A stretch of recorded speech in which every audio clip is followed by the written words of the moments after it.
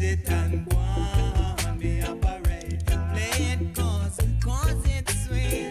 Rhythm rocking, engines out of control. Thomas Rocker, all of them were there. Man, don't talk, not a buckle or a cock. Your motor rocking, it's crucial.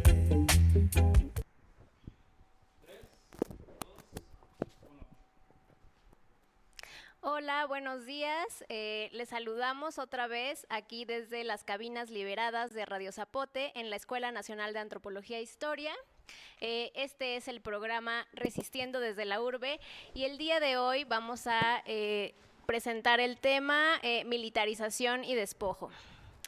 Para este tema nos acompaña el día de hoy Claudia Centeno, de la Comisión Antimilitarista en Territorio Xochimilca. También nos acompaña Pablo Mendoza Tapia, de la Comisión de Vigilancia y Seguridad de Delitos Ambientales del pueblo de San Mateo Jalpa y asistente de la representación de los bienes comunales del mismo pueblo. Y desde Milpalta nos acompaña Ricardo Ricci, del colectivo Jóvenes Comuneras y Comuneros de Milpalta. Y por otra parte nos acompaña Meyatzin Velasco, del Centro Pro de Derechos Humanos Agustín Pro.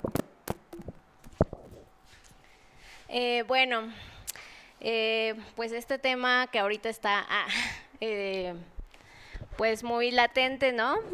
Por las violaciones de derechos humanos que hemos visto pues apenas que pasó como esta cuestión en Tamaulipas, que también es donde ahí han pasado muchas cosas y ahorita ya llegan estas cuestiones a nuestro territorio. ¿Nos podrían contar, Claudia, Pablo y Richie, su experiencia con los cuarteles o el intento de imposición de cuarteles en sus pueblos?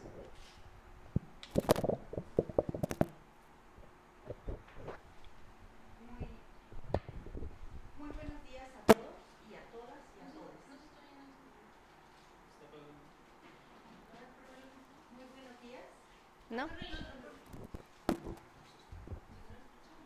Muy buenos días a todos, a todas y a todos.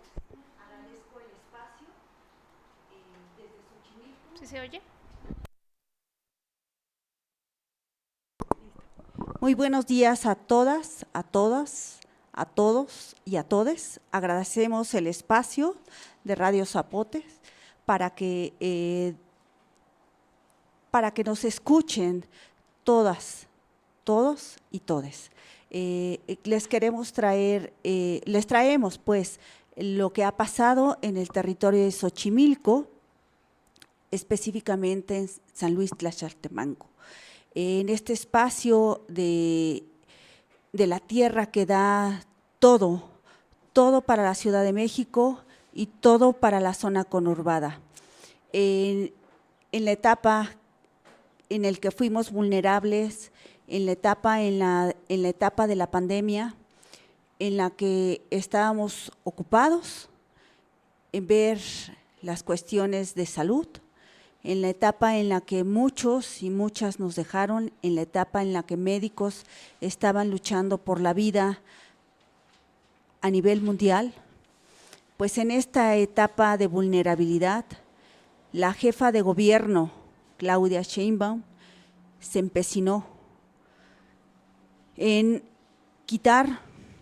dar una área de Corenader para rellenarla, para cambiar su uso de suelo y entregarla a la Guardia Nacional.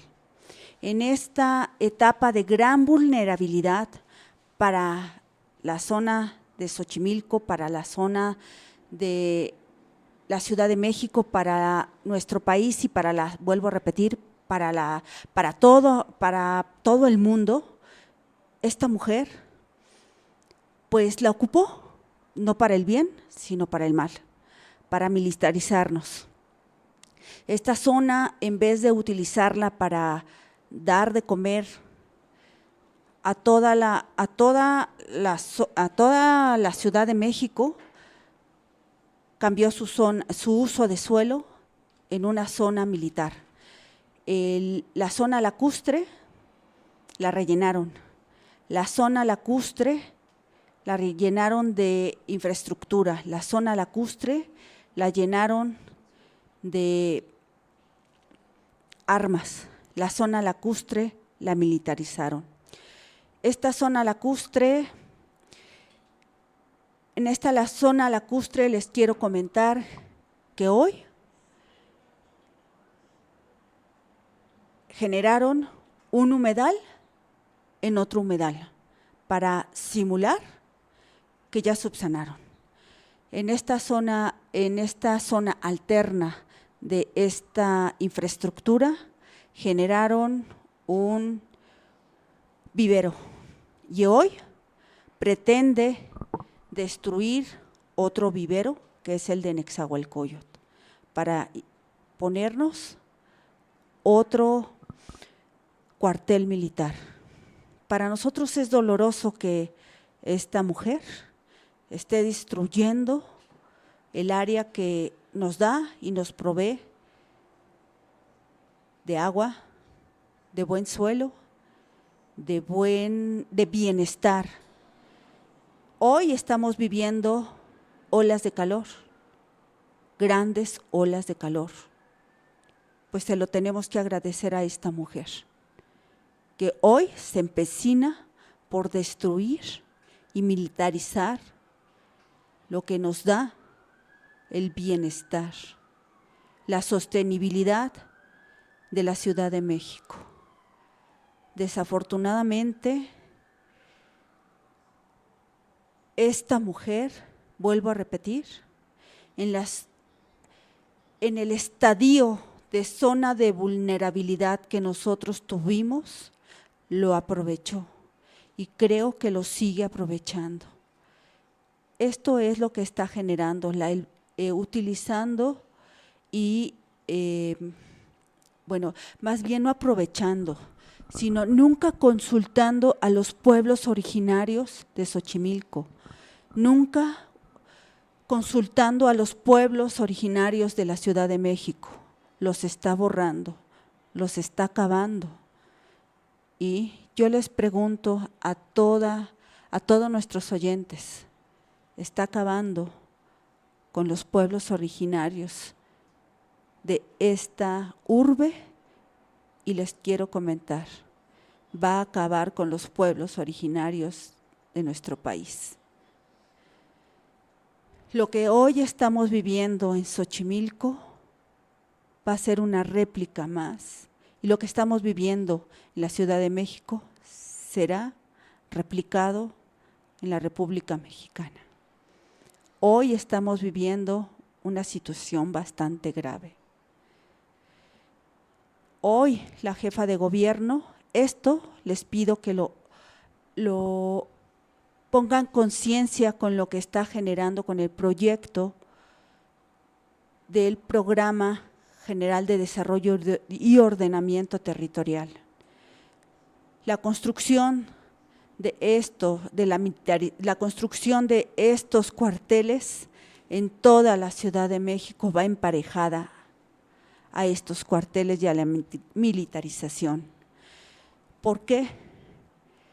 Por el cambio de uso de suelo que pretende generar hacia barrancas, hacia suelos de conservación, hacia suelos y áreas de alto valor ambiental.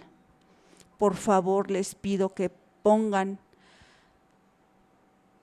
ojo en esto que está haciendo esta mujer y sus compinches, porque es grave, muy grave lo que pretende hacer esta mujer y lo que está haciendo. Sería toda mi participación en este momento. Gracias, Clau. No sé quién más, Pablo o Richie, alguno que nos quiera platicar justo de cómo es que ha llegado, cómo ha sido este despliegue militar y particularmente, ¿no? la llegada del cuartel militar y nos platicarán, no sé quién quiere participar, Pablo o Richie. ¿Pablo? Ok. Bien, pues primeramente muchas gracias por la invitación para poder dar un poco de difusión, vaya, de lo que viene siendo nuestro pueblo San Mateo Xalpa, alcaldía de Xochimilco, y de lo que actualmente está sufriendo con la construcción de un nuevo cuartel de la Guardia Nacional. Yo pudiera decir que es muy amplio la historia de Xalpa en cuanto a sus tierras y lo que está sucediendo actualmente. Abocándonos un poco a lo que viene siendo la supuesta seguridad social que están dando las autoridades, pues vendría siendo primeramente la construcción del reclusorio sur. El reclusorio sur se empezó a construir ahí por los años de 1977, se concluye en 1979, lo inaugura José López Portillo, quien estaba como presidente, y obviamente la gente no estuvo conforme con la construcción de una mega obra que para esas fechas pues era algo tremendo. Realmente llegaron y despojaron con el supuesto beneficio que iba a ser la construcción de un reclusorio para todos los que teníamos tierras de labor, nos dedicábamos al campo en esas fechas. De ahí la manera como se engañó, yo diría, al pueblo fue con el afán de que iba a haber más seguridad, a haber un reclusorio, se va a haber trabajo para la comunidad, que va a haber gente que trabajando ahí en el reclusorio, va a haber beneficios, y algunos decían, no, pues pueden poner un negocito al lado y pues van a tener ciertos privilegios ustedes como originarios, situación que en realidad es todo lo contrario. ¿Qué es el reclusorio sur en un suelo de conservación y en un pueblo originario? Es la puerta a una urbanización y a un acercamiento que desgraciadamente así son las cosas, no es discriminatorio, pero la gente que llega al reclusorio sur es precisamente por delitos que cometieron, no tienen buenos antecedentes la mayoría, y pues la familia que se acerca y tiene que estar al pendiente con sus internos, pues eso de trasladarse de un lugar a otro, pues se acomodan más a vivir cerca del reclusorio sur. De ahí se desencadenan desde inicio de los años 80 los primeros asentamientos humanos irregulares en el paraje de Zacatepec, que está precisamente frente al reclusorio sur, y colindamos con el pueblo de Santiago Tepalcatlalpan. Por ambos lados se urbaniza toda esa parte. Bien, el reclusorio sur no nos ha traído ningún beneficio, al contrario, asentamientos humanos irregulares, se puede decir que el transporte en su momento no fue problemas, pero ahora que ya se está urbanizando esa parte de la montaña, ya es un grave problema la circulación para el paso de vehículos y sobre todo para la gente que se ha sentado ahí, los servicios, escuela, iglesia, panteón, mercado, agua, luz, teléfono, todos los servicios los requieren, y desgraciadamente la corrupción pues se los brinda por parte de las autoridades delegacionales, ahora alcaldía, y esto realmente provoca un serio problema social. Posteriormente, en esos años, mi tía Paula García dona un terreno de aproximadamente 2,000 metros cuadrados con el objeto de que sea de beneficio al pueblo. Esto a razón de que en esas fechas había un personaje del pueblo que se llamó Gregorio Flores, fue diputado sustituto por el PRI, aprovechando ese puesto, pues quiso hacer demasiadas anomalías con ese poder que aparentaba tener, contratos de retroventa, que son aquellos que luego me pagas en un mes a tales horas el terreno que te presté y me dejas en garantía tu terreno, si no se queda conmigo. Obviamente ya eran con maña no, se escondían y esos terrenos pasaban en poder de estas personas.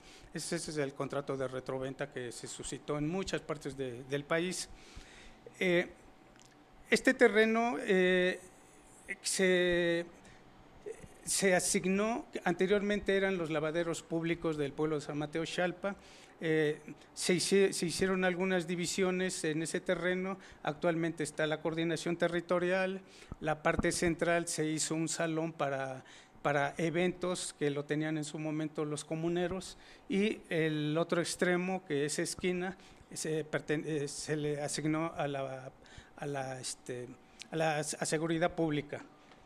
Posteriormente nada más se hizo ahí cierta instalación y se exigía dónde está la policía, en dónde está nuestra seguridad, pero a fin de cuentas se hizo un destacamento de la policía montada.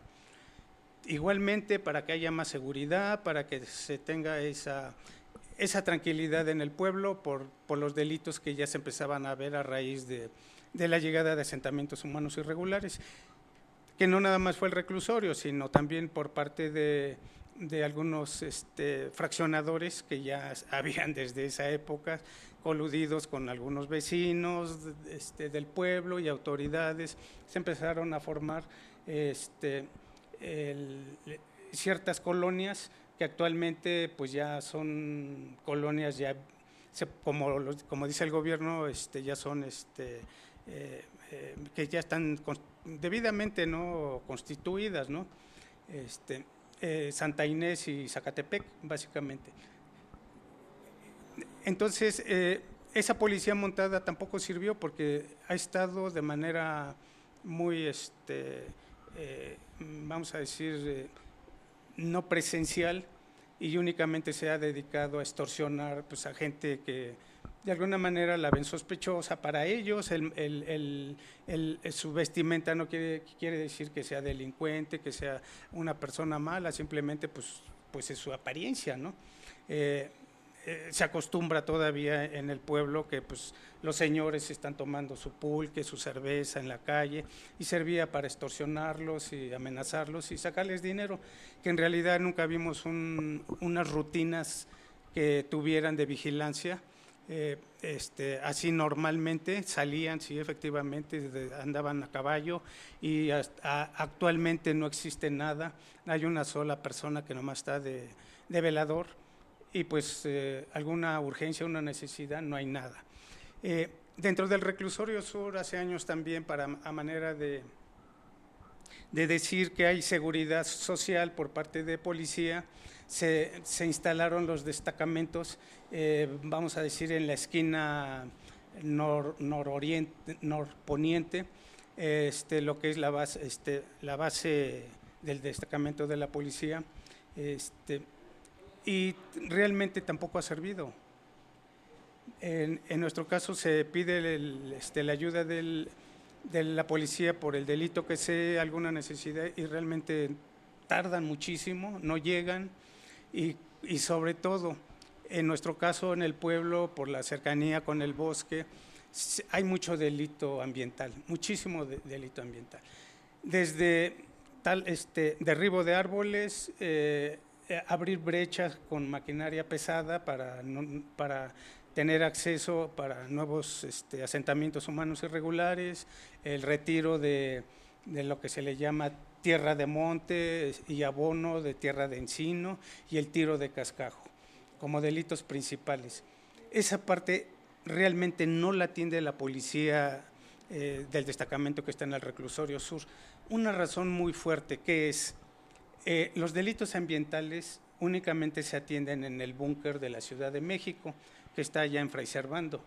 No se atienden en ningún ministerio público, ni SOC 1 ni SOC 2, que son el que está en Reclusorio Sur, y el otro allá en Gladiolas, en Xochimilco, frente al Deportivo.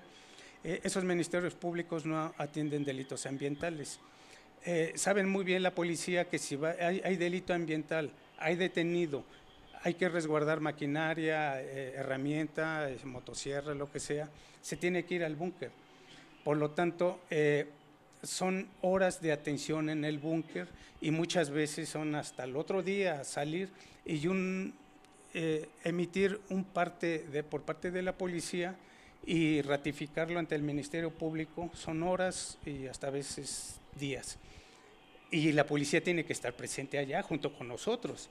Entonces, para salir de su cuadrante también necesitan permiso de los altos mandos, tanto del que va a salir como a dónde va a ir, para que ese vehículo oficial tenga la seguridad de que no va a ser reportado, no tiene ninguna anomalía al salir de su cuadrante. Eso lleva tiempo también. Muchas veces uno dice, bueno, pues por radio, y todo el mundo trae el radio prendido y luego se hace. Pero saben muy bien de que la policía no se le paga tiempo extra, no se le paga alimentos, no se le da la suficiente gasolina para salir. Y todo eso está un poquito restringido y esos son los motivos principales por qué no atiende la policía local un delito del tipo ambiental. Entonces, no nos sirve en su totalidad. Habría que mencionar que prácticamente que acaba de cometerse un asesinato para que la policía esté en 5 minutos. De otra manera, pues espérate, vuelve uno a pedir patrulla, vuelve a intentarlo y bueno, si para los problemas familiares a veces no llegan y pues ya se golpearon, ya hubo lo que sea, pero en fin. Bueno, quiero recalcar únicamente actualmente con la construcción de la Guardia Nacional dentro de los terrenos del Reclusorio Sur en su lado oriente. Esta obra se inició en febrero de este año y prácticamente ya se está concluyendo y es exactamente la misma, el mismo comentario, es para seguridad. Realmente nosotros no hemos visto como pueblo una seguridad por parte de las policías, alguna otra dependencia de gobierno, puede ser militar, de marina, no ha habido ese acercamiento, no ha habido nada. Entonces, lo que como sucede en otros países de gobiernos que son muy autoritarios, la policía militar es para fines de represión y eso es lo que se teme dentro de los pueblos originarios, que no estamos de acuerdo con muchas de las políticas que actualmente está llevando el gobierno de la Ciudad de México principalmente. Muchas gracias. Richie, ¿nos podrías igual contar cómo fue este proceso que vivieron en Milpalta cuando en 2016, me parece, pretendían construir un cuartel de la Marina ahí en el pueblo de San Bartolomé Xicomulco, y tengo entendido que para el siguiente año ya pretendían hacerlo ahí como entre las fronteras de San Salvador, Cuauhtémoc y San Francisco, me parece, y cómo ustedes han enfrentado esta cuestión de la imposición de los cuarteles. Sí, muy a detalle esas situaciones pues no me tocaron vivirlas, pero de todos modos sí le comparto un poquito de lo que es la militarización aquí en Milpalta, al sur de la Ciudad de México. Principalmente los pueblos aquí en Milpalta tenemos como malas experiencias con la militarización, ¿no? No solamente de la Guardia, sino con la Marina, como lo mencionas, del Ejército también. Ha habido enfrentamientos, ¿no?, entre los pobladores de aquí de Milpalta hace muchos años con el Ejército, por ejemplo, y de ahí empieza como este temor de dejar de entrar a cuerpos castrenses al territorio, ¿no?, por la represión, por el control que ejercen, porque sabemos bien que ellos traen como órdenes de las cuales pues, son para cumplir los objetivos de políticos, ¿no?, o personas en el gobierno que están queriendo impulsar proyectos como los cuarteles de la Guardia Nacional, ¿no? Otra cosa que también ha pasado, por ejemplo, como lo mencionas allá en San Bartolomé, pues ha sido como esta parte de los espacios o las tierras donde poder construir o desarrollar, pues como le llama el gobierno, hacer desarrollo para Milpalta. Pasa que a veces hay incertidumbre como en el estatus jurídico de las tierras, y justamente es lo que ha pasado en San Bartolomé Xicomulco o San Pablo, ¿no?, en los límites con San Salvador, que empiezan a ver como ese despojo de tierra. Saben que falleció un dueño, ahorita no hay nadie que lo esté revisando ese terreno, o es de siembra y se lo adueñan, y empiezan con la construcción. Pero sí me gustaría comentar como una de las experiencias más recientes de aquí en Milpalta, en el año 2021 me parece. Por ejemplo, se hizo una consulta para aprobar una universidad de las lenguas indígenas aquí en Milpalta, la famosa Universidad de las Lenguas Indígenas. Y curiosamente estaba ya esto del boom de la Guardia Nacional, ¿no? Y obviamente nosotros nos organizamos porque esa universidad la querían poner en un lugar donde una asamblea comunal ya había destinado un centro de salud de tercer nivel. Y a la hora que llega la consulta, para en vez de ser centro de salud y hacerlo una universidad de las lenguas indígenas, nos molestamos, la gente de Milpalta se manifestó, empezó a, pues ahora sí que a alzar la voz. Y curiosamente en la consulta, todas las casillas de la consulta para la universidad, todas estaban protegidas por la Guardia Nacional, ¿no? Entonces te quedas así como de qué se trata, ¿no? O sea, uno queriendo manifestarse, o sea, pensaron que íbamos a hacer lo de otros estados de quemar casillas o algo así, pero aquí lo importante es el miedo que empiezan a meter, ¿no? Otra de las experiencias más recientes aquí, justo en 2023, 2022, me parece algo así, a finales de 2022, 2023, querían ocupar un espacio comunitario, cultural. Llegaron los representantes de la alcaldía ahora, del gobierno de la alcaldía, llegaron con el jefe, el subcomandante, bueno, el subjefe de la Guardia Nacional, el jefe del Ejército Mexicano, que justamente aprovechando como un video que salió en esos tiempos que metió como terror aquí en Milpalta de que iba a llegar la familia michoacana y que iban a tomar posesión de Milpalta y que no sé cuánto.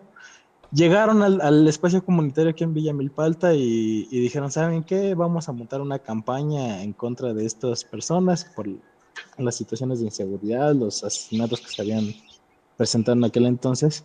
Queremos que nos den el espacio, aquí se llama Analco.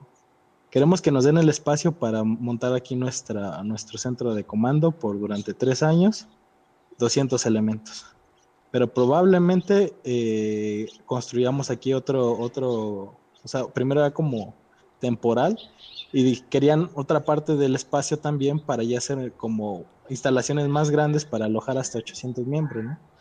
Y, o sea, muy, muy prepotentes, pensaron que, pues ahora sí que los espacios son como para lo que diga el gobierno y pues creo que también es lo que comentan los compañeros, ¿no? ¿Dónde está la consulta a los pueblos, no? Aquí en Milpalta pues siempre ha sido pueblo, tanto comunal como indígena náhuatl, y según los tratados internacionales, pues para poder hacer presencia militar, pues tienen que consultarnos primero porque nos afecta, no saben enormemente, ¿no? Digo, yo de niño aquí en Milpalta jamás pensé ver como militares pasando por tu calle con armas. ¿Qué imagen aprendes uno de niño así, no? Y ahora que lo veo que pasan y que muchos les echan porras y así, eh, creo que qué imagen le estás dando porque justamente donde querían tomar posesión en este año, enfrente había un jardín de niños, ¿no? Y o sea, digo, ¿cómo le enseñas a los niños que pues para mantener seguro necesitas portar un rifle de alto calibre, ¿no? O no sé, cosas por el estilo. Pues me parece muy impactante, ¿no? Entonces, pues eso ha sido como a grandes rasgos las experiencias. Afortunadamente, Milpalta, muchos de los pobladores se han concientizado de que militarizar Milpalta no es la solución, ¿no? Que si bien quieren sustituir lo que debería estar haciendo la seguridad pública de la Ciudad de México, porque, por ejemplo, aquí en Villa Milpalta solamente hay 3 patrullas para 3 pueblos completos, o, quieren sustituir como esa responsabilidad que tiene la seguridad pública, la alcaldía de generar políticas públicas para mantener seguro, pues ahora sí que las calles, la alcaldía, los pueblos, los parques, etcétera, lo quieren hacer con militares, pues creo que no es correcto, creo que deja mucho que desear, pero bueno, esa es a grandes rasgos nuestras primeras, últimas experiencias con la militación municipal. Muchas gracias, Richie. Y bueno, ahora una pregunta para Meyatsin de Centro Pro. No sé, ¿nos podrías como también como contar tu experiencia en el acompañamiento de pues a las comunidades que están como padeciendo esta cuestión de la militarización en sus territorios, ¿no? O sea, como que ahorita veíamos que hay muchas cosas en común en todo, como pues la expropiación de terrenos, que la Guardia Nacional se mete en procesos de decisión de los pueblos, que ocupan espacios comunitarios, que hay que han llegado, ¿no?, a las comunidades sin hacer consulta. ¿Cómo ha sido esta experiencia de acompañamiento desde el Centro PRO? Y también si nos podrías explicar un poquito cómo es que justamente, como lo mencionaba el compañero de Milpalta, la seguridad pública pasa a manos de la Guardia Nacional. Muchas gracias. Hola a todas y todos. Pues para el Centro PRO es un gusto estar en este espacio, en esta mesa con compañeras y compañeros que creo que son la palabra viva de la defensa de los territorios, más de lo que nosotras podamos compartir. Sin duda creo que lo que es rico y lo que es importante es seguir escuchando esa palabra de dignidad. Yo de lo que me preguntas, Fanny, lo dividiría en dos, ¿no?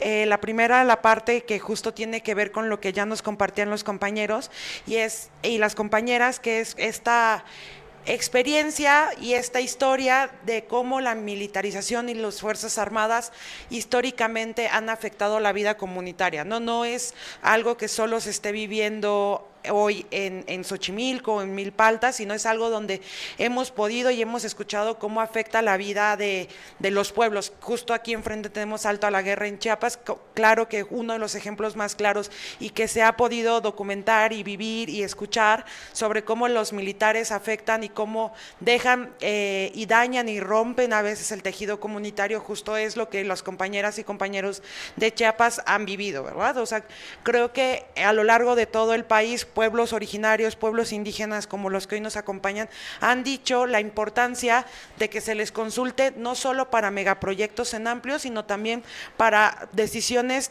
trascendentales como la presencia de militares, ¿no? Creo que si profundizáramos aún más en esta conversación, muchas compañeras nos podrían decir sobre cómo han no solo los procesos de consulta, los procesos culturales, sino también las afectaciones a mujeres, ¿verdad? Las que nosotros conocemos gracias a la lucha de Inés Fernández y Valentina Rosendo, dos compañeras MEPA de Guerrero, cómo fueron abusadas, violadas por el ejército en los años 90 y así podemos seguir sacando historias de cómo cuando no hay controles, cuando no es un proceso consultado, cuando no viene de los pueblos, hay afectaciones bastante profundas. La otra que yo quisiera decir en este sentido es, justo desde esta experiencia y desde cómo los pueblos han tenido en carne propia y han vivido los estragos de la militarización y las Fuerzas Armadas en sus territorios, están por supuesto la palabra de Xochimilco, de Milpalta. Desde el Centro PRO hemos podido acompañar esta lucha de los pueblos originarios de San Luis Tlaxcaltemalco en específico. Creo que ahí una de las lecciones que podemos decir es que la Guardia Nacional al instalarse en territorios opera como cualquier otro megaproyecto, ¿verdad? A lo largo de muchos años nosotros decíamos que la mejor estrategia es la preventiva frente a las afectaciones de estos megaproyectos, porque una vez instalados, pues es muy difícil a veces ya hacer frente, ¿verdad? Por la diferencia de poder y de fuerzas. No estoy diciendo imposible, pero que es algo que veníamos viendo y es un poco lo que pasó en San Luis, ¿verdad? La Guardia Nacional aprovechó de un momento pues en el que todos estábamos vulnerables en nuestra casa, que fue la cuarentena por COVID, y en ese momento decide instalar el cuartel. Cuando los compañeros se dan cuenta que es cuando pueden poder salir otra vez a las calles y a defender su territorio, pues el cuartel ya estaba hecho, ya había varios procesos y eso inició no imposible, como decía, pero sí una carrera más a contracorriente por poder poner límites que hoy siguen en eso, ¿no? A la Guardia Nacional. Y justo compañeros y compañeras chinamperos, chinamperas y que son vecinos ya empiezan a compartir esos estragos de la presencia de la Guardia Nacional en su territorio. Ya les están queriendo pedir credenciales para pasar, hay compañeras que están compartiendo que antes recorridos por emergencia urgencias o salud o de ambulancias que eran de 10 minutos, ahora están teniendo que hacer 1 hora porque implica dar la vuelta hasta Tláhuac, ¿no? Porque les han cerrado el camino, ya les han cortado el agua, parte de los ríos que estaban ahí cerca ya se están secando, porque por supuesto, pues cuando no hay todos acá, y seguramente los compañeros pueden hablar más de lo que implica las plantas para la recolección de agua, sobre todo en una zona chinampera como Xochimilco, pues ya se han estado ahí viendo las mermas en términos de cómo en los ríos, y así varios estragos, ¿no? Desde como que ya no se escuchan las aves, porque ya hay helicópteros, porque ya hay mucho más ruido. Entonces, creo que podíamos seguir, y por eso creemos, y por eso fue tan importante cuando nos invitaron a emprender una acción jurídica para proteger el vivero de Nezahualcóyotl. Si bien uno de los argumentos que dice el gobierno de la Ciudad de México es que ahí no es zona como las chinampas de producción, lo que omiten decir es que los viveros, y sobre todo ese vivero, es donde se produce la mayoría de las plantas y abonos con las que vivimos en la Ciudad de México. Dañar el vivero en Nezahualcóyotl es dañar la vida en amplio verde de esta ciudad. De ahí salen los árboles, las plantas, toda la composta, la tierra y demás, que van a nutrirse las plantas y todos los pabellones que hay en la Ciudad de México. Nos van para pronto el ahuehuete que la señora Claudia Sheinbaum sembró en la glorieta de las y los desaparecidos, salió y tuvo primero como aclimatamiento ese vivero, ¿no? Y entonces poner un cuartel de la Guardia Nacional, en primer impacto lo podemos ver ahí, ¿no? En cómo se piensa poco en estas dimensiones más amplias que los compañeros ya compartían de lo que implica el cuidado del medio ambiente. Y nosotras también tenemos el honor de poder acompañar a los vecinos de Azcapotzalco, que también se opusieron a la construcción de un cuartel de la Guardia Nacional. Y este caso me va a permitir juntarlo con la segunda pregunta que me hacías, Fanny.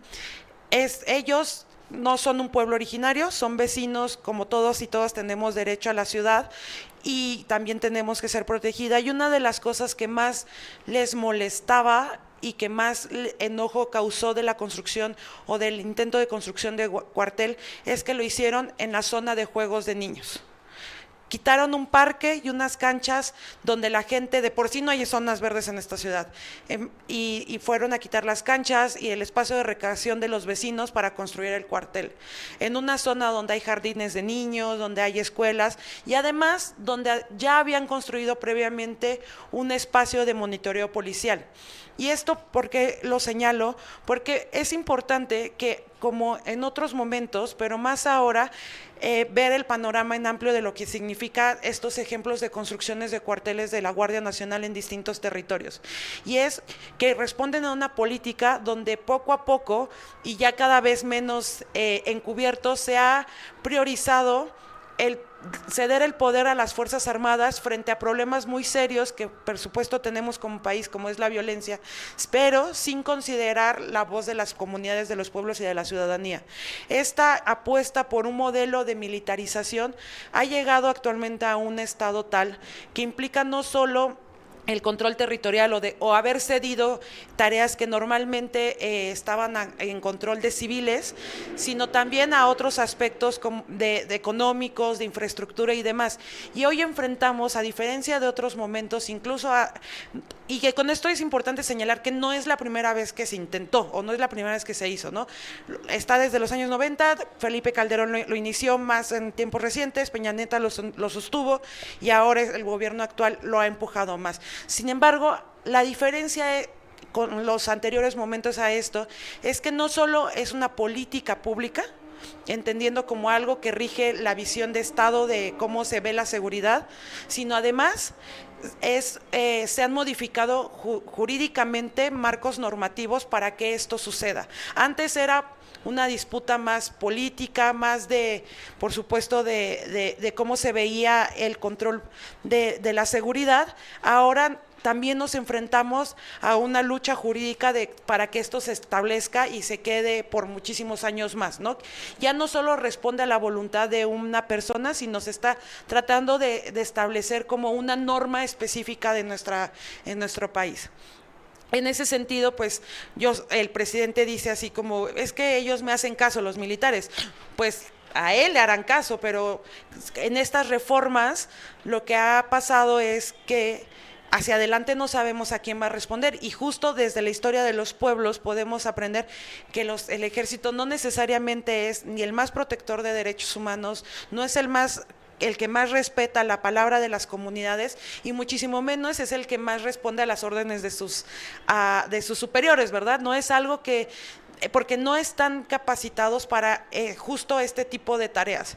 Yo sé que en el amplio hay toda una discusión sobre si las policías o no las policías y este tipo de cosas, y eso seguramente podría dar para charla de otro programa. Sin embargo, en específico con los militares, no están capacitados para este tipo de tareas y se les ha cedido el control de una manera donde no, como ciudadanía, no tenemos y no se nos está dando la oportunidad de poder no solo opinar sobre si estamos de acuerdo o no, sino incluso de la rendición de cuenta y transparencia, que son parte de nuestros derechos. Yo cerraría mi participación diciendo que en el fondo, además de las intervenciones que hemos escuchado hasta ahora de los compañeros, está como hay necesidades, urgencias, cosas más prioritarias como el cuidado del agua, como construir escuelas, como salud, como el poder producir mejor comida y demás, y que hay un gobierno, yo no solo diré de la Ciudad de México, sino en completo, que está priorizando a la militarización frente a otras necesidades, y esas siguen ahí, ¿no? Y no se van a resolver con cuarteles militares en los territorios. Muchas gracias, Mellatzin. Muy bien, pues para seguir vamos a hacer una pausa. Mientras tanto nos pueden escribir comentarios, dudas, lo que se les ocurra, y los estaremos leyendo por aquí.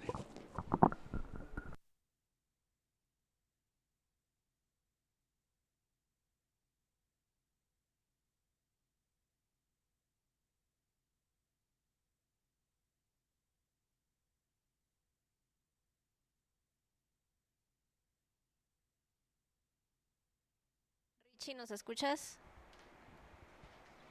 Sí. Richie, Hola. ¿nos escuchas? ¿Sí, me escuchan? Ah, sí, yo sí te escucho. Ah, bueno, ¿cómo vieron este primer bloque? Súper bien. ¿Cómo? Bien, súper bien. Con muchas perspectivas. Ya no te escucho.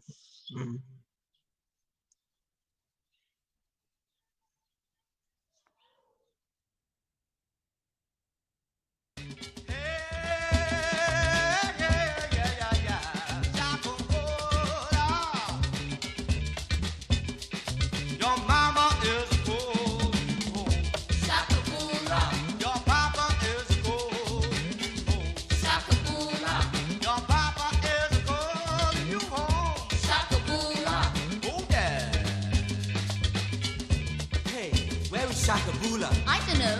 He's been away for too long. He's gonna come back home, but when? When is he gonna come back home? Soon, baby.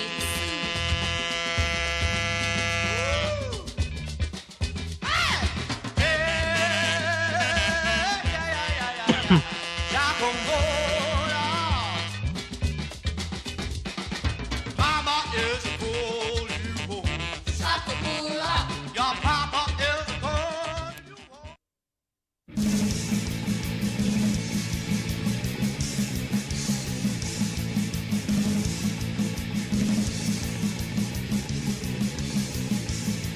Ya no quiero más soldados, asesinos a sueldo del gobierno.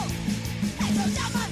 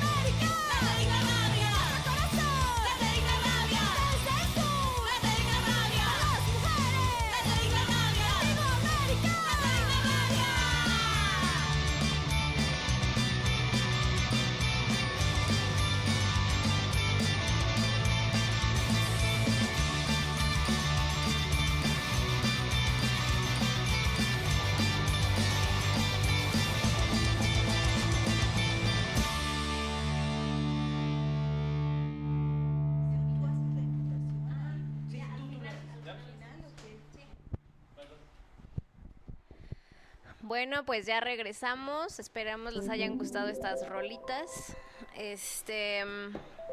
Bueno, entonces ahora vamos ya como vimos justamente en este bloque, todos los territorios tienen en común como el despojo, ¿no? Entonces, este despojo también viene pues ya de muchos años, ¿no? O sea, se han como ido reformando las leyes para irse apropiando de los territorios. Entonces, por ejemplo, en el vivero de Xochimilco, antes de ser un vivero, pues era una zona ejidal, que también hubo una reforma ahí en época de Salinas para poder transformarse en un vivero y otras cuestiones que nos va a contar más a fondo la compañera Claudia. Ok,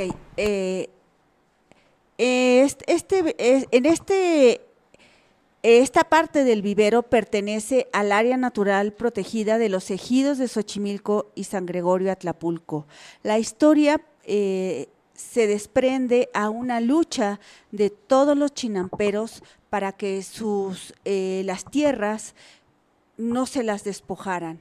Pero bueno, es el Estado en el contexto generó este decreto, y en este decreto determinó que el área natural protegida, por su valor ambiental, por su protección para la preservación, conservación, debería de ser cuidada, y pues ese espacio en específico quedó, ese espacio, esa parte quedó dentro del área natural protegida y quedó, como lo mencionó Mellatzin, para algo específico.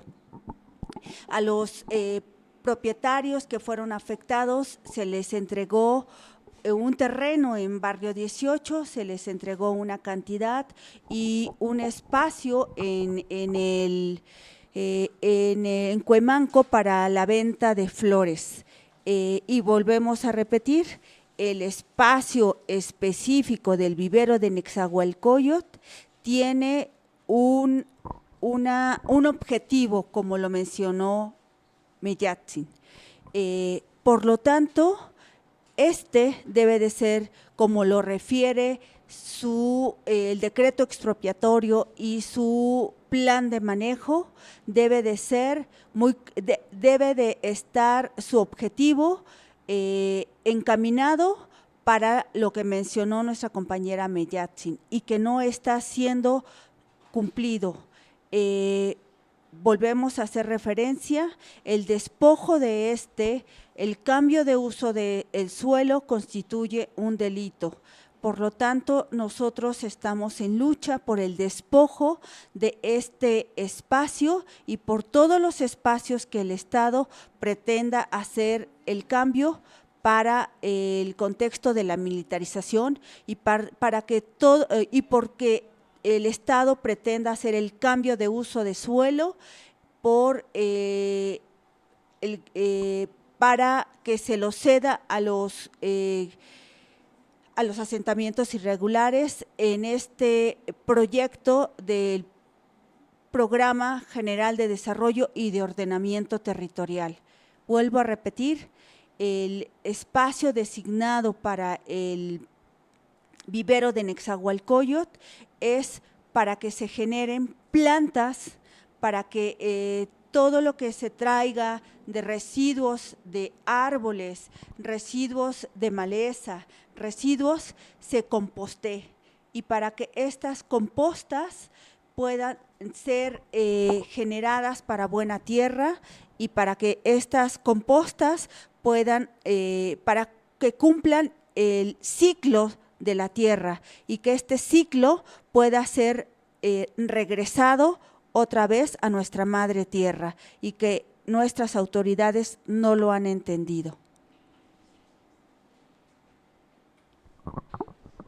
Bien, pues claro, justo con o sea, entran a la par justo la parte de ya la presencia, ¿no?, de este cuartel y cuántas cosas pues vamos observando, la destrucción al medio ambiente. Otra cosa relevante aquí también es cómo es que se utiliza, ¿no? el despliegue militar, en este caso en Xochimilco, ¿no? Con el nuevo plan Xochimilco Seguro, que se comunicó el 1 de junio, en el cual supuestamente es un plan que ayuda a la seguridad de los habitantes y turistas, ¿no? Con el objetivo de disminuir la incidencia de esta parte delictiva. Sin embargo, también si lo vemos así, la presencia de este despliegue militar ahora en las calles, de parte, por ejemplo, en varias colonias, por ejemplo, San Gregorio Acapulco, Santa Cruz, este despliegue por las noches, por las mañanas, constante, ¿qué es lo que busca, no? Es una amenaza, es intimidación, es, como lo decía hace un momento nuestro compañero Ricardo, ¿no? También cómo visibilizamos y hacemos presente esta violencia, cómo se normalizan estas formas para poder, se visibilizan y se normalizan. Esto también es relevante tenerlo en cuenta. Y bueno, ya también Ernestina Godoy, por ejemplo, mencionaba en el 2016 que tenemos que más o menos 1,600, me parece 1,600 personas, niños y mujeres han recibido violencia, ¿no? Violencia emocional, sexual por personas militares, ¿no? Y por otra parte, en el último informe de Senda, teníamos del 2022, refieren que 582 personas defensoras de territorio han sido violentadas. De estas 582, 148 han sufrido intimidación. Es la principal forma en la cual el gobierno, estas autoridades, tratan de reprimir. También el hostigamiento, que ha sido otra de las principales formas en las cuales nos hacen callar como pueblo, ¿no? Y hacen pasar también de repente consultas amañadas, ¿no? Con presencia de la Guardia Nacional en las consultas. Y eso es intimidación, eso hace que muy pocas personas del pueblo participen. Particularmente en el caso del conflicto, por ejemplo, el impacto, nada más para que vean el impacto, en el conflicto del 2 de diciembre en San Gregorio Acapulco, en una reunión a las 12 del día que era para tomar decisiones, todos los puestos cerrados. ¿Por qué? Porque ya había presencia de Guardia Nacional enfrente de las primarias, en el centro de San Gregorio. El conflicto fue en un punto central, intermedio, pero cuando empezaron a escuchar la gente y se escuchaba de voces, oye, es que va a venir la Guardia Militar Nacional, los militares, ¿qué hacía? Cerraron los puestos, cuando los puestos generalmente estaban abiertos, y muy poca, más o menos, gente acudió, pero eso es el impacto que genera, ¿no? El impacto psicológico que genera la presencia de Guardia Nacional y de cualquier tipo de autoridad, ¿no? Como veíamos estas características, con pistolas, ¿no? Vestidos de cierta forma, con ciertas características, encapuchados, eso también va teniendo impacto. Entonces, desde ahí también creo que es punto de reflexión para ver cómo es que está afectando y afecta el normalizar que la Guardia Nacional y cualquier ente ande como por las calles y como sin ningún problema, ¿no? ¿Cuál seguridad, yo diría? Pues sí, igual nada más quería como ampliar un poquito también esta cuestión de lo del vivero Nezahualcóyotl.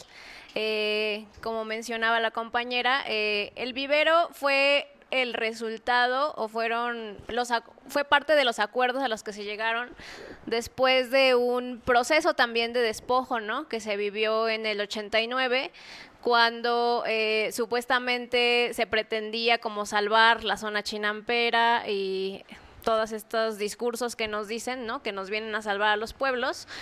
Y se expropiaron muchísimas hectáreas de la zona ejidal. Por ejemplo, a mi abuela le tocó como esa parte, y como mencionaba Claudia, de las organizaciones que surgieron en resistencia, que al final pues sí les quitaron los ejidos a nuestros abuelos y a nuestras abuelas, pues se quedó que se les iba a restituir parte del territorio, como con esta cuestión que se les dio terreno en Barrio 18, se les dio cierta cantidad de dinero, un puesto en el mercado de flores, Y también se quedó como acuerdo de que se iba a hacer un vivero, y para el 92 este vivero y parte de esa zona se vuelve área natural protegida.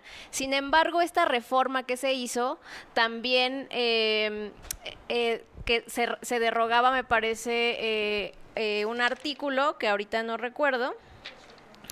El artículo 27 constitucional.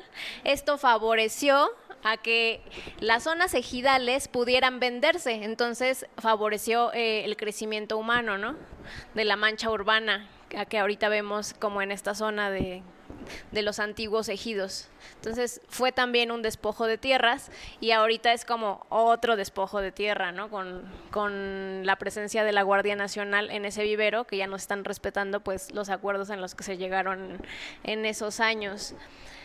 Y pues como mencionaba Fer, pues sí, la presencia de la Guardia Nacional en los pueblos es muy impactante, y también obedece a pues estos procesos de despojo, ¿no? Entonces, por ejemplo, ya platicaba también el compañero Richie de estos actos de intimidación, ¿no? Siembra de terror que se tiene como con videos virales que se hacen, que viene grupos criminales, etcétera, como para justificar la presencia de los militares. Y ahora el compañero Pablo nos va a contar como una historia similar en los pueblos de la montaña de ahí de Xochimilco y Milpalta. Y pues esto como para seguir como con pues la recopilación, ¿no?, de cómo tanto las reformas van coludidas con las autoridades y con el despojo y venta de nuestros pueblos. Bien, gracias. Continuando con parte de lo que viene siendo las intenciones de militarizar el sur de la Ciudad de México, voy a comentar algo sobre propiedades comunales. Allá por el en el 2018 y 19 también se suscitó un intento de militarizar la parte de la montaña de Milpalta y Xochimilco. Las autoridades, en este caso federales, conocen bien problemas de tierras, conocen muy bien los territorios, conocen muy bien el problema social, las carencias, y casualmente se acercaron a los pueblos de San Salvador Cuauhtenco, que viene siendo la alcaldía de Milpalta, y al pueblo de San Francisco Tlalnepantla, alcaldía de Xochimilco. Estos dos pueblos guardan un problema territorial en sus bienes comunales, una superficie algo así como 2.900 y tantas hectáreas de conflicto territorial.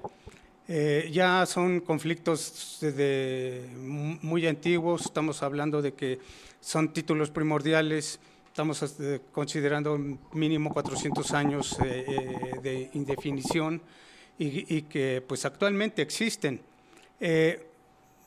Se acercaron altos rangos de la Marina, un capitán y un teniente de lo que en su momento se identificaban como inteligencia militar, con el objeto de hacer pláticas con los comuneros de San Salvador Cuauhtenco y San Francisco Tlalnepantla, y tocando precisamente el tema de su problema territorial, en donde junto con autoridades de SEDATU, y algunas otras autoridades federales, entre ellos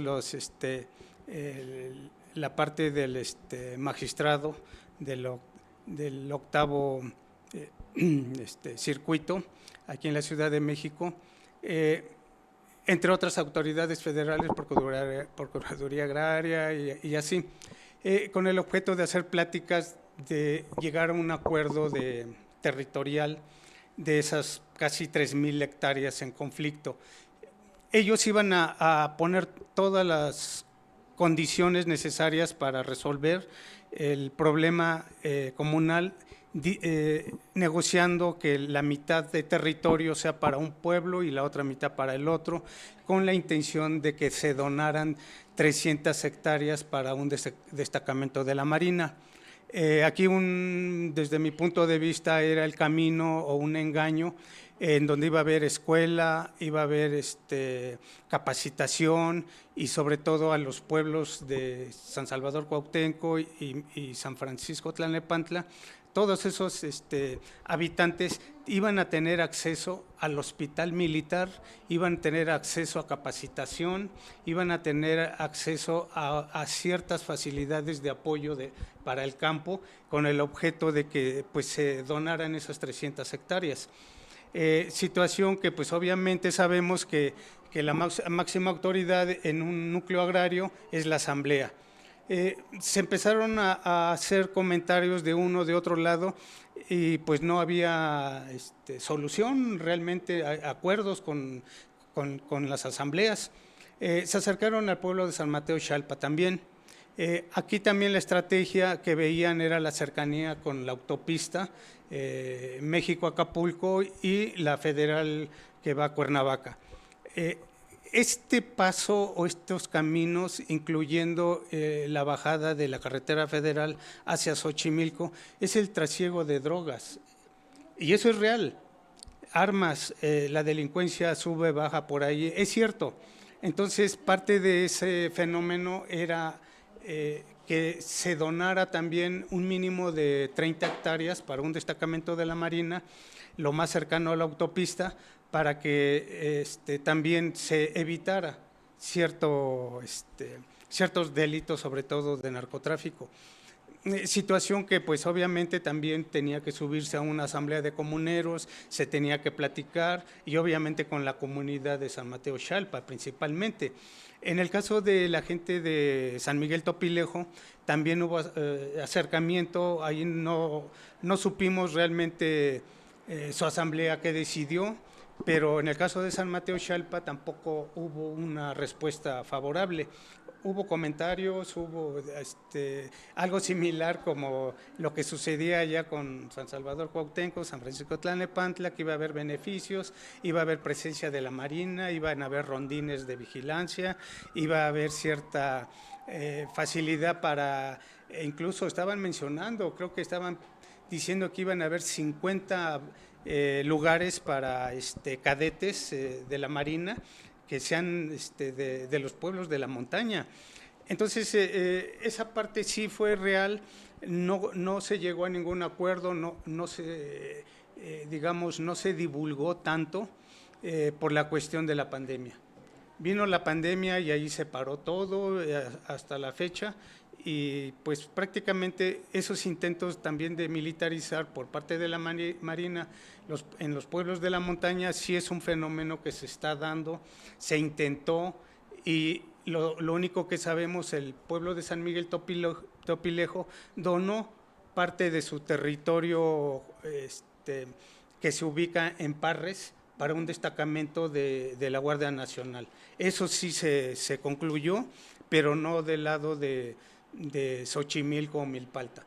Estas partes son interesantes que la conozca pues la ciudadanía, que se vea las intenciones de militarizar ciertas regiones, y como yo lo decía, nuestro reclusorio sur, nuestra presencia de la montada y ahora la Guardia Nacional, no vemos que realmente va a mejorar la seguridad. Al contrario, creo que la tendencia va a ser desfavorable en el ambiente de estabilidad y beneficios de la región, porque esto no nada más a San Mateo Xalpa, sino es a todos los pueblos de la montaña que va a afectar, básicamente. Antes de pasar con el compañero Richie, hay una pregunta de aquí del público para lo de los pueblos de la montaña, y dicen: hay muchas necesidades, sobre todo de movilidad en los pueblos altos. ¿No se les ha propuesto algún proyecto que resuelva eso?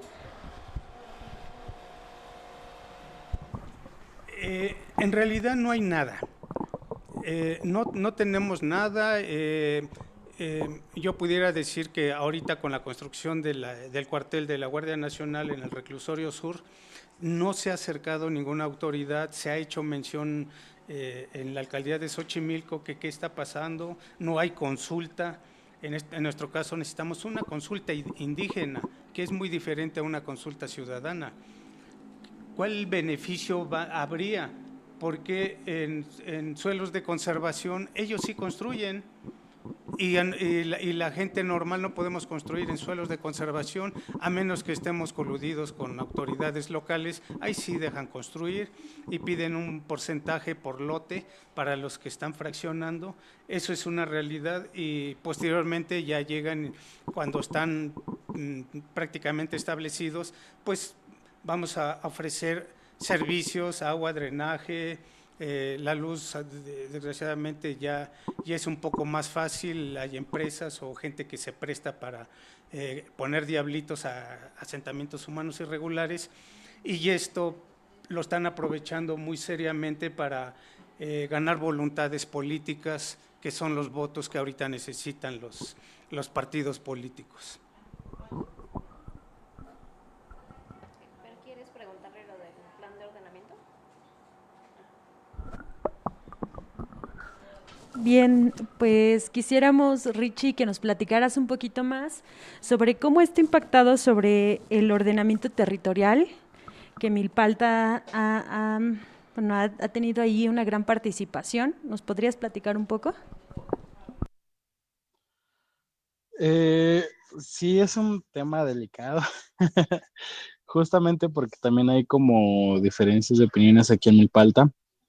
Por una parte, el anterior proyecto de ordenamiento territorial, pues sí pretendía regularizar las partes de asentamientos irregulares que estaban sobre su suelo de conservación, casi dándolas por perdidas, ¿no? Así de, ya se urbanizaron, ahora pues los regularizamos y ni modo, ¿no? Y lo que podamos recuperar de suelo de conservación, pues lo recuperamos. Ese es uno de los problemas, creo que de despojo más grandes en Milpalta, la parte de asentamientos regulares, la parte de urbanización. Está acabando prácticamente con todo el suelo de conservación, no solo suelo de conservación forestal, que tenemos mucho aquí en Milpalta, sino también suelo de conservación agrícola, algo que ya comentaban, pues ayuda mucho en la producción de alimentos, ¿no? Como aquí en Milpalta se produce mucho el nopal, el maíz, el frijol, etcétera, ¿no? Pero también viene esta parte del movimiento de diciembre que junto con San Gregorio se hizo el cierre de una de las carreteras principales al sur de la Ciudad de México, de ingreso a la ciudad y de salida de la ciudad, y que logró justamente esta parte pues ahora sí que no sé si, bueno, personalmente nosotros no lo consideramos un éxito, que logró una exclusión de Milpalta, ¿no? De estos programas. Cosas buenas, cosas malas, hay muchas opiniones, ¿no? Entre las cosas buenas, pues ya no nos aplicaría administrativa ni jurídicamente esa parte del nuevo programa de aprobarse por el Congreso en estos días, pero por otra parte nos vuelve a dejar como en la parte de que estábamos antes de estos proyectos de ordenamiento territorial, donde nos regimos por el plan de ordenamiento ecológico, que si bien nos parece un plan de un proyecto, o sea, un reglamento muy fuerte, muy específico de se tiene que conservar el suelo de conservación, no ha sido respetado por nadie, ¿no? Ni por los asentamientos irregulares, ni por el gobierno, ni por nadie. Entonces se sigue invadiendo el suelo de conservación que está planteado defenderse en el plan de ordenamiento ecológico, ¿no? Y eso nos deja todavía más en la incertidumbre de cómo seguir protegiendo, pues ahora sí que el suelo de conservación de Milpalta. Por otra parte, el tema que justamente ahorita hicieron la pregunta en los comentarios, de qué pasa con la movilidad. Aquí en Milpalta tenemos uno de los problemas más grandes también en cuanto socialmente hablando, pues la movilidad solamente tenemos dos accesos a la ciudad, ya sea por Tláhuac o por Xochimilco, por San Gregorio, ¿no? Por San Juan, Ixtayopan, Tláhuac, Villahualco, todo ese lado. Hay muchas quejas de que, por ejemplo, mucha gente de Milpalta, en vez de ya trabajar de campo, pues estudió y trabaja en empresas o quiere o está trabajando en la ciudad en restaurantes, en centros comerciales, y justamente mucha de la población ahora se traslada a la Ciudad de México y es un caos total, ¿no? Tanto para transporte público como para, para transporte particular. Y realmente no ha habido propuestas, ahora sí que sustentables y que nos convenzan, porque la última propuesta que fue hacer el Arco Sur, que era prácticamente una autopista que podía dar un tramo rápido. Bueno, así nos los contaron nuestros padres, que nos ofrecían a Milpalta, que íbamos a tener una vía rápida para llegar a la ciudad de volada, ¿no? Y de ahí en fuera, pues no ha habido como más propuestas. Por una parte lo consideramos bien, por otra parte no tanto, porque esta parte de la vialidad también a los pueblos de la montaña los mantiene un poco más protegidos de la urbanización de la ciudad. Justamente esta dificultad de llegar a Milpalta, de que está bien lejos y que te haces 3 horas nada más de dos horas y media de Tasqueñas a Milpalta, pues ha mantenido como que no vengan todavía más gente, ¿no? Ahorita se venden los terrenos, bueno, ilegalmente para unas casitas lacustres con buenas vistas y campo y bosque y todo el rollo, pero mucha gente se sigue no convenciendo porque pues no tenemos centros comerciales, no tenemos cine, etcétera, ¿no?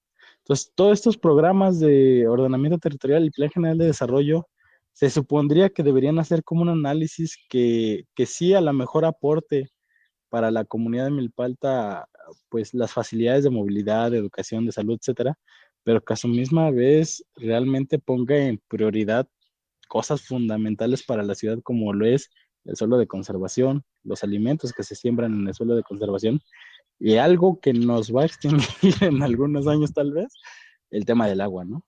Porque si se extingue el suelo forestal o el suelo de siembra agroecológica, pues prácticamente la captación de agua se vuelve cada vez peor. Sí, de por sí ahorita ya estamos extrayendo el doble de lo que se está recargando en los mantos acuíferos de la ciudad y tomando en cuenta que más de la mitad del agua de la ciudad se extrae de estos mantos acuíferos, pues sí es un caos, ¿no? Y es algo que no se está planeando ni planteando en estos programas que ahora ya están por consultarse en el Congreso. Richie, por ejemplo, en esta lucha que ustedes tuvieron a la par con San Gregorio, recuerdo como que fue un día que fue Martí Batres o Claudia, no recuerdo quién fue, y que ahí hubo también como presencia fuerte de elementos de la Guardia Nacional. ¿Tú cómo ves como este panorama de todas estas reformas que se están haciendo para el suelo y pues con la presencia pues de estas personas con armas largas y que intimidan? Eh, no quiero hablar como por los compañeros que estuvieron en el cierre, pero sí hablaré como de la experiencia personal porque también me tocó hacer guardia en el cierre de la Federal.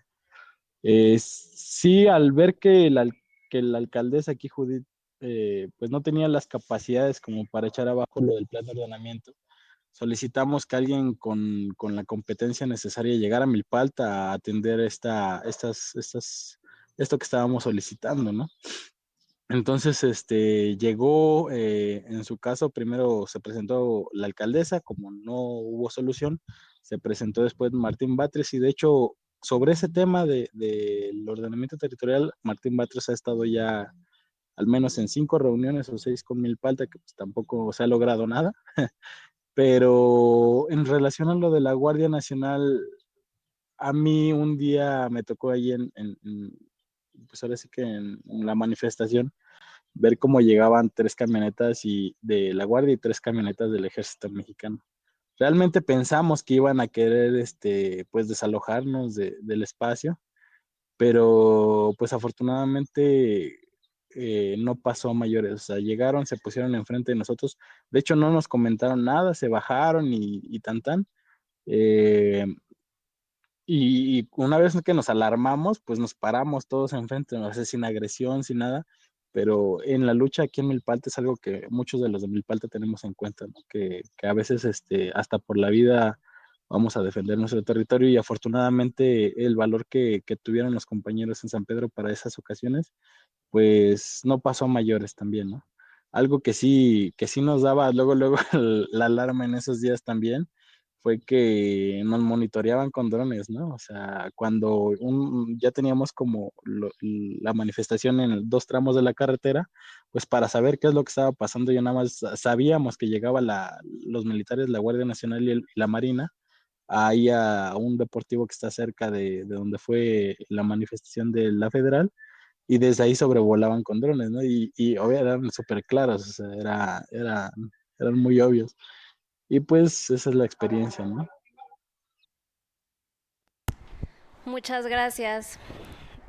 Pues sí, que vemos como todos estos planes de seguridad más bien obedecen como a la vigilancia, ¿no? También de algunos movimientos que se oponen pues a sus planes de venta del territorio. Lo mismo ha pasado en San Gregorio y pues estos funcionarios, especialmente Martí Batres, pues en esa ocasión solamente fue como a querer abrir las carreteras porque pues ni en San Gregorio ni en Milpalta ha avanzado nada, ¿no? O sea, los acuerdos a los que se llegaron jamás se cumplieron. Y bueno, para Mellatzin, pues como vemos, todo esto ha sido como una cuestión donde creo que especialmente este gobierno ha querido como dejar de hacer las cosas ilegales y ahora como todo institucionalizarlo, legalizarlo, y me gustaría que me platicaras un poquito cómo es esta modificación que se hace a las leyes para que la Guardia Nacional, que es pues una policía militarizada, pueda funcionar. Gracias, Fanny. Un poco de lo que comentábamos en la intervención anterior, a principios de este sexenio, contrario a lo que habíamos estado esperando y como muchas organizaciones y comunidades habíamos luchado, se nos avisó que se iba a reformar la Constitución y que se iba a generar este cuerpo llamado, y hoy conocemos, Guardia Nacional. Se modificaron varios artículos, pero desde el Centro PRO, como compartimos en su momento, uno de los más preocupantes fue la reforma que se realizó al artículo 21, que fue donde se establecieron varias de las bases de lo que hoy pues vemos en la realidad de nuestra política de seguridad. A pesar de que en el artículo se había establecido que tenía que ser una policía ciudadana con controles y que iba a responder y que iba a ser en su estructura de carácter civil, el centro de estas modificaciones estuvo ahora sí que en la letra chiquita, en los transitorios. Y esto no correspondieron a esta apuesta o este dicho de que tenía que ser civil. ¿A qué nos referimos? Se estableció el plazo en el que iban a estar en las calles la Guardia Nacional, que en un principio iba a ser de 5 años. Como sabemos, actualmente se ha pedido que se extienda por más tiempo, que si bien iba a estar el mando en control de la Secretaría de Seguridad Pública, y en su estructura muchas de las características de quienes iban a integrar este cuerpo de Guardia Nacional no correspondían a la realidad de estos cuerpos policiales. Se establecían desde tiempos de estar en servicio que no estaban en las policías, sino más bien de tiempos que habían de las Fuerzas Armadas, ya sea de marinos o militares.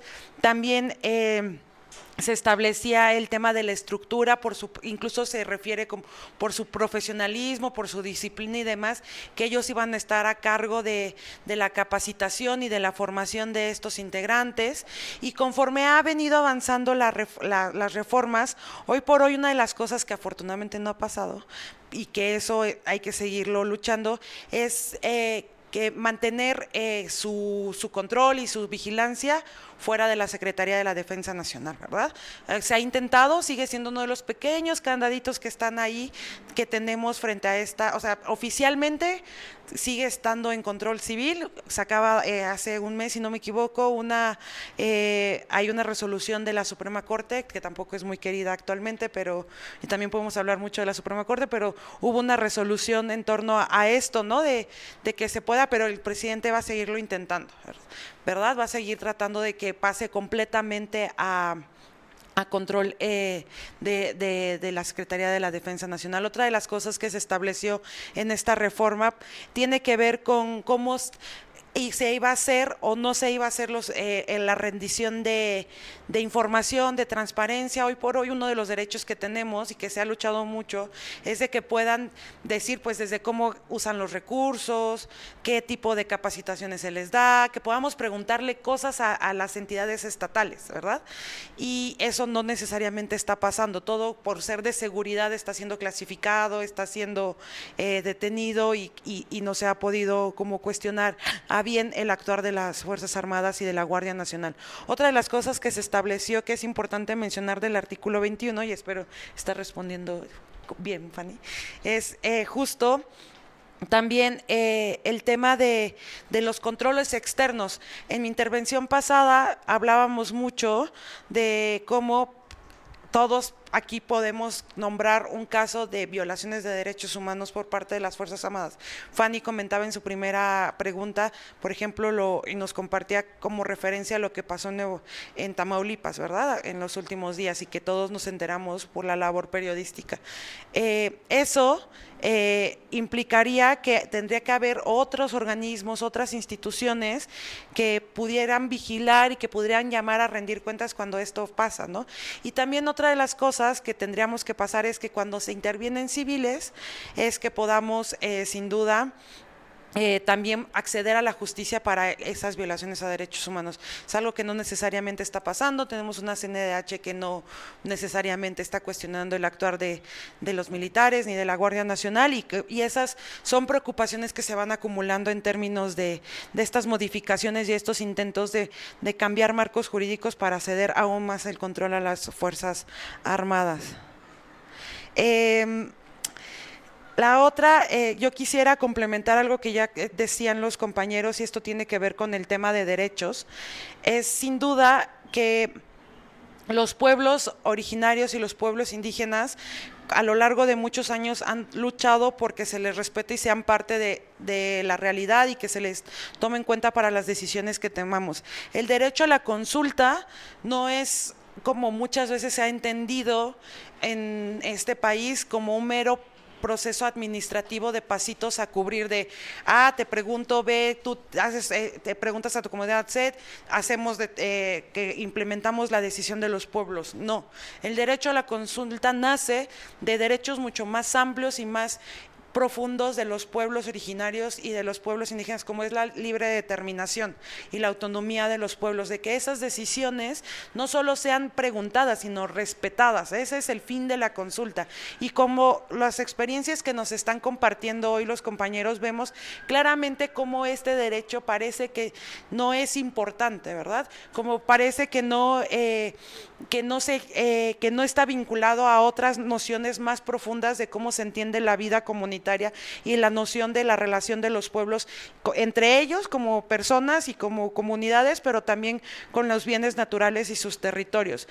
Es importante que incluso en esta noción de territorio y de consulta, por ejemplo, la Declaración de los Pueblos Indígenas de la ONU establece en su artículo 30 que incluso en temas de militarización, ellos tienen que ser consultados, se les tiene que preguntar.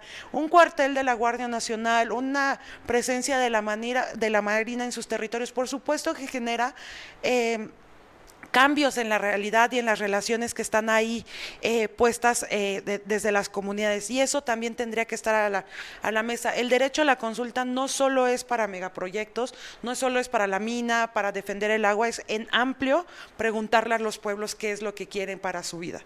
Y en ese sentido yo quisiera cerrar mi participación diciendo cómo una de las formas que hemos observado en los distintos casos de Azcapotzalco, de San Luis Tlaxcaltemalco, en el vivero a partir del decreto de desincorporación, ¿qué es esto? En el vivero lo que hicieron fue modificar la forma en la que se está establecida en la reglamentación de la tierra del vivero para sacar un cachito, o sea que le quitaron como un trocito al vivero y lo desincorporaron, lo separaron de todas esas otras reglas. Y como también lo hemos visto en Bachajón, en Chiapas, una de las cosas que están haciendo, sobre todo el gobierno de la Ciudad de México, es utilizar terrenos que están bajo su control para evitar la consulta de los pueblos, para justificar que no es necesario consultarlo, porque en San Luis Tlaxcaltemalco era parte de una zona de reserva natural protegida, entonces tuvieron que hablar con la instancia protectora, ¿no? Que en el vivero no necesitaron consultar supuestamente a los pueblos porque era parte del vivero y con el decreto de incorporación, como es parte de sus facultades, no tenían que consultar. En Azcapotzalco, como era un terreno y era una parte de control de la delegación, no tenían que preguntarle a los vecinos si querían o no, porque lo veían con la delegación. Entonces estamos viendo una merma de derechos con justificaciones formales, como ven el derecho a la consulta de pasitos, también están viendo el tema de usar los territorios como por pasitos y a través de burocracias y trámites, ¿verdad? Y esto no excluiría en lo formal que se les hicieran consultas, porque en un diálogo, en una sociedad donde apostamos a la democracia y a escucharnos a todos y todas estas cosas que de repente en discursos suenan muy bien, tendría que concretarse en este tipo de ejercicios. Y si son pueblos como los pueblos que hoy nos acompañan, por supuesto tendría que ser, independientemente de estos pasos, consultados, preguntados si eso es necesario en sus territorios. Yo sé que hay muchas realidades complejas y que por supuesto vivimos un contexto donde hay violencia y que es una discusión difícil de tomar, pero hoy por hoy desde el Centro PRO creemos que esta discusión puede ser sorteada en la medida que también se incorporen las voces de los pueblos y se tomen sus opiniones y cómo ellos también han resuelto el tema de seguridad desde hace muchos años. Bueno, pues muchas gracias. Tenemos una pregunta aquí por Facebook. Dice, ¿cuál es el supuesto motivo por el cual quieren instalar estos cuarteles? ¿Por qué justo ahí? ¿Alguien quiere responderla?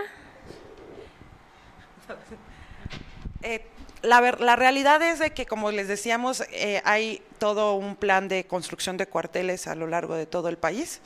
Es importante, yo creo que ahí observar en nuestros territorios y en nuestras delegaciones si hay movimientos justo de este tipo.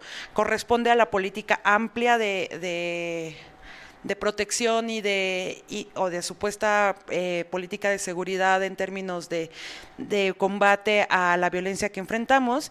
Sin embargo, esta pregunta no tenemos respuesta porque a pesar de que se han hecho llamados y que se ha preguntado al gobierno de la Ciudad de México, pues no tenemos claro el por qué están instalando 3 cuarteles de la Guardia Nacional en una sola delegación, ¿no? Lo que sí vemos es que están siendo en zonas casualmente donde hay pueblos, donde hay comunidades en las periferias y con distintas problemas de pobreza y desigualdad que no se están atendiendo, como ya mencionábamos. Pero en realidad pues no podríamos contestarla porque no nos han compartido el gobierno de la Ciudad de México por qué están construyendo esto en esos, porque incluso una de las cosas que comparten los compañeros, y aquí Claudia sin duda y Fanny todos podrían platicar más, incluso no era una necesidad, no era una exigencia, no es algo que hayan pedido, no es algo que viniera de alguna diálogo, no es algo que ellos pensaran que fuera necesario para los pueblos y las comunidades. Y no sé, Claudia, si tú quisieras compartir algo sobre eso. ¿Ah, sí? Ok. Bueno, yo solamente quisiera responder un poquito de eso, que en el caso de Xochimilco, como mencionaba Mellatzin, pues en todos los lugares es diferente, no sé, en Azcapotzalco es distinto, pero en el caso de Xochimilco sí vemos como esta particularidad que justo es en los pueblos que tienen pozos de agua, ¿no? Y que la están poniendo también como en la zona ejidal, que pues es una zona que pues está ahorita como digamos codiciada ahí por muchos actores políticos. Les hago presente que Xochimilco es productor de agua. Xochimilco no requiere agua del Cuetzamala, y exactamente donde están los cuarteles están los pozos de agua que hoy están resguardados por lo que antes era Policía Federal. Entonces, pongamos atención a eso.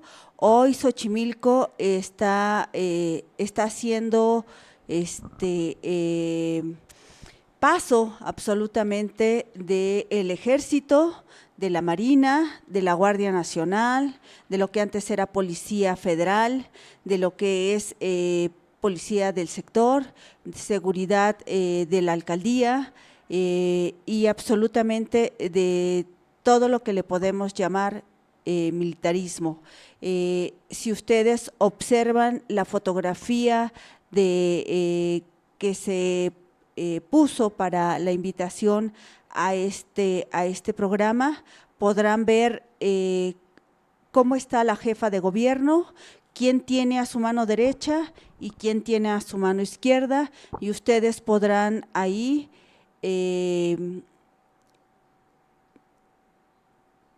dar respuesta a lo que están preguntando. Pues yo quisiera ir terminando y cerrando en esta parte diciendo: los pueblos resistimos, vivimos y habitamos aquí. Cualquier cosa que habite, que suceda en nuestros territorios nos incumbe a nosotros. Estamos aquí y aunque no quieran, vivimos y estamos resistiendo. Sí, existimos y resistimos, aunque no les guste. Y la queso. Bueno, pues muchas gracias. Fue un programa donde también nos quedan muchas cosas que platicar. Sin embargo, pues ya nos extendimos. Ya muchos aquí de nuestros invitados ya se tienen que ir.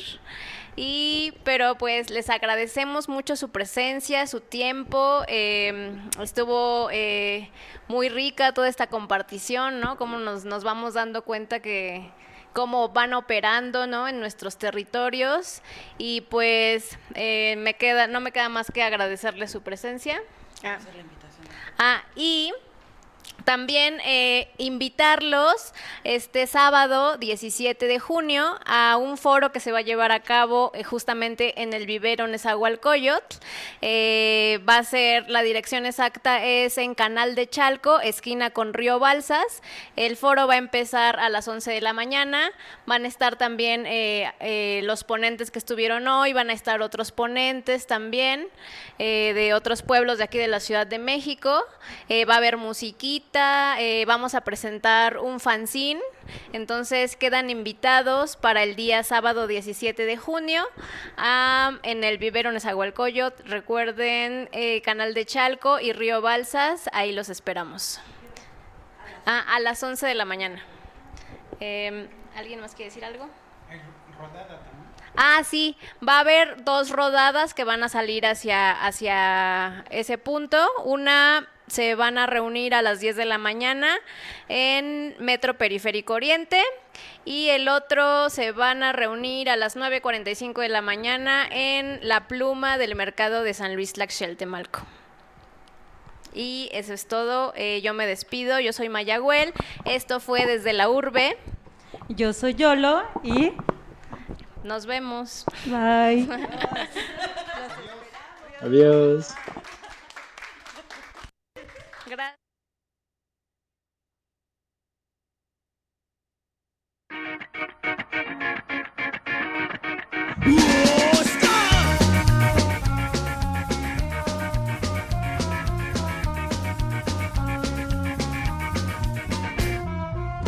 Vestido de verde y preparado para atacar. No tienes excusa, no puedes disimular. No tienes remedio para curar este mal. Abusas del pueblo, abusas de tu autoridad. Caminando por las calles de esta ciudad. De rebeldes, pues te los acabaste ya. No combates al que nos está haciendo mal. Que en las calles se mueren de necesidad. Atentas contra mi seguridad. Y ser un héroe nacional. Atentas también contra la nación. Enemigo de nuestra población. ¡Antimilitar!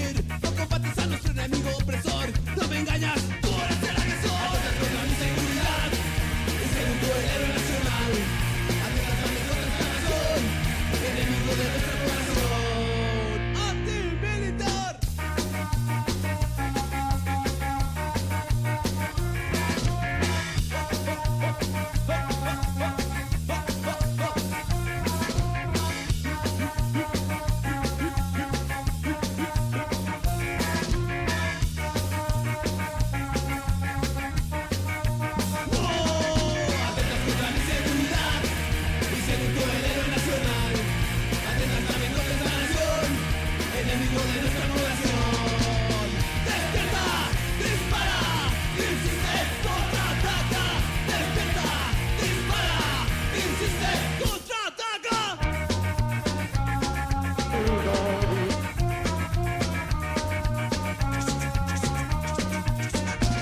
¡Wow!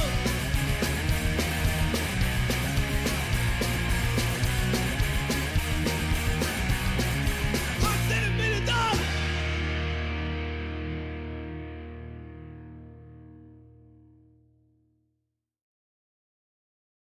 De Bolivia, soldadito boliviano, armado Sé con tu rifle, que soy un tipo rudo, que es un rifle vivo en un barrio obrero, apartado de los demás.